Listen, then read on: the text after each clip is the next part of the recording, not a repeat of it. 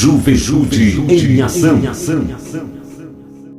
Meditação matinal, 24 de junho, quarta-feira. Além das aparências.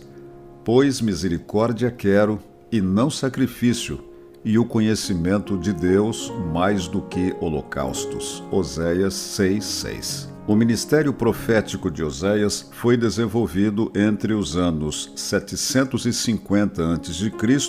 e 730 a.C.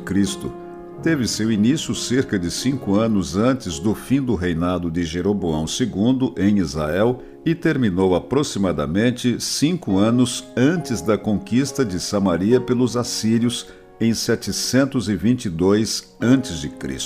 O livro começa com a surpreendente história do casamento de Oséias com a adúltera Gomer, cuja aceitação e perdão do profeta refletia o trato amoroso de Deus com seu povo rebelde. Seguem-se denúncias e advertências relacionadas ao comportamento infiel do povo de Israel e anúncios de castigos. Em Oséias 6, uma mensagem contra o falso arrependimento e a religiosidade hipócrita contém uma significativa definição do verdadeiro culto e da legítima experiência espiritual.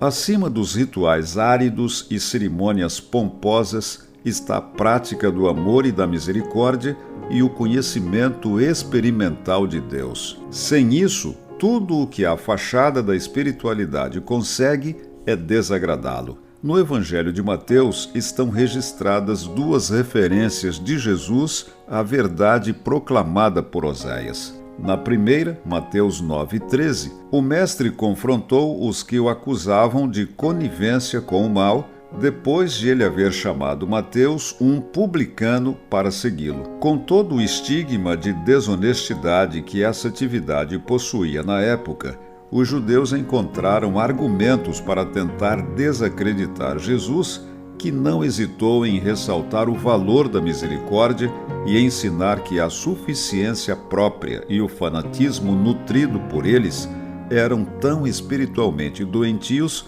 quanto os erros que condenavam nos publicanos.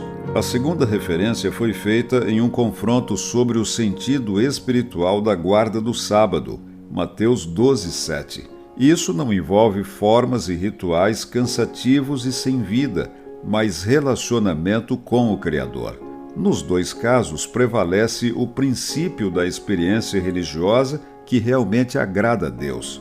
A prática irrestrita da misericórdia, virtude por meio da qual são alcançadas pessoas que nada merecem, além de compaixão pela triste condição moral e espiritual em que se encontram. Conhecimento meramente teórico das doutrinas, posse de títulos acadêmicos ou funcionais, não bastam. É a comunhão com Deus que faz fluir sua misericórdia através de nossa vida. Com isso, nosso semelhante é abençoado, aceito e resgatado para o reino de Deus, da mesma forma e na mesma condição em que fomos alcançados, sem nada merecermos.